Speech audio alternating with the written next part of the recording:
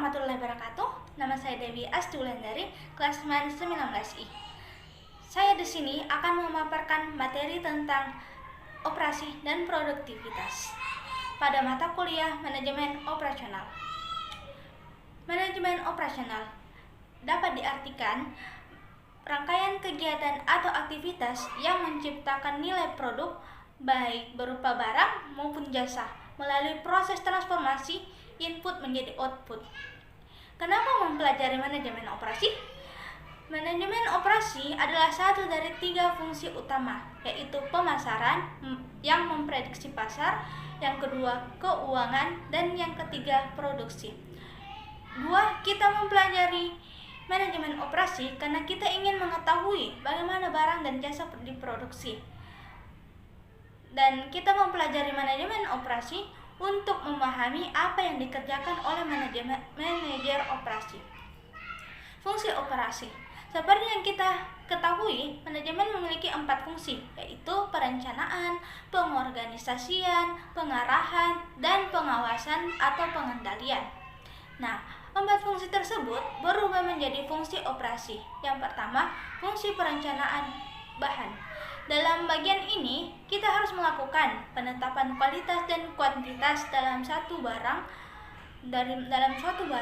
dengan memperkirakan lokasi bahan, harga bahan. Yang kedua, fungsi pengorganisasian. Dalam bagian ini, kita harus melakukan penstrukturan baik dalam hal organisasi maupun juga dalam pengerjaannya. Yang ketiga, fungsi proses. Bagian ini lebih mengarah ke hal yang berbau teknis, seperti bagaimana yang kita ketahui untuk melakukan suatu kegiatan produksi, seperti bagaimana teknik, media, dan melakukan suatu kegiatan produksi. Yang keempat, fungsi pengendalian atau pengawasan. Dalam bagian ini, kita harus melakukan pengendalian dan pengawasan dalam kegiatan produksi yang dilakukan dan membuat evaluasi serta penilaian terhadap kegiatan produksi yang telah kita laksanakan. Produktivitas. Produktivitas adalah suatu perbandingan antara output dibagi dengan input. Tugas utama dari manajer operasi adalah untuk meningkatkan produktivitas. Meningkatkan produktivitas berarti kita meningkatkan efektivitas dan efisiensi dari perusahaan. Adapun masalah yang terdapat dalam perhitungan produktivitas, yang pertama, kualitas. Kualitas sangat mempengaruhi suatu nilai produktivitas, namun hal ini tidak dapat diukur dalam perhitungan produktivitas.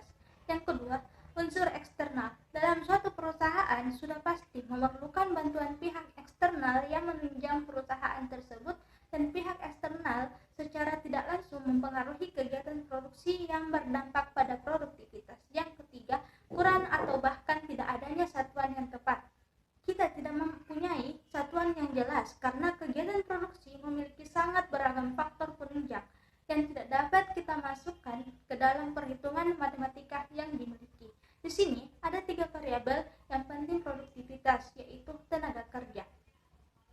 Makin baik faktor penunjang tenaga kerja, maka semakin tinggi juga produktivitas yang dapat kita ciptakan dalam suatu kegiatan produktivitas melalui manajemen operasi yang baik. Yang kedua, modal.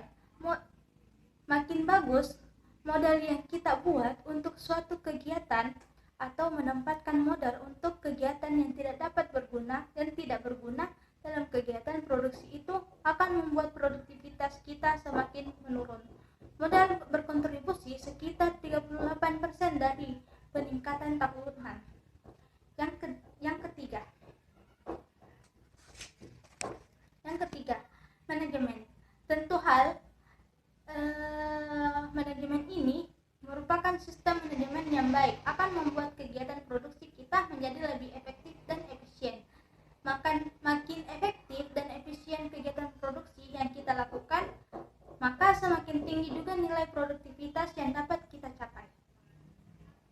Nah, itu merupakan produktivitas dalam bidang barang atau manufaktur. Lalu bagaimana dalam bidang jasa? Nah, dalam bidang jasa, peningkatan produktivitas sangatlah sulit untuk digapai karena biasanya padat karya. Misalnya misalnya konseling dan mengajar. Yang kedua, diproses menurut keinginan individu yang unik, misalnya konsultasi dan investasi. Yang ketiga, merupakan pekerjaan intelektual yang dilakukan oleh profesional, misalnya diagnosis kesehatan.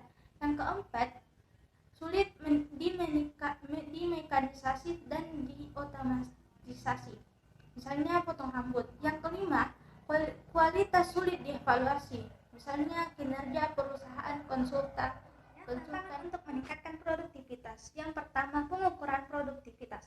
Produktivitas faktor tunggal rasio satu sumber daya atau input terhadap barang dan jasa yang dihasilkan atau output.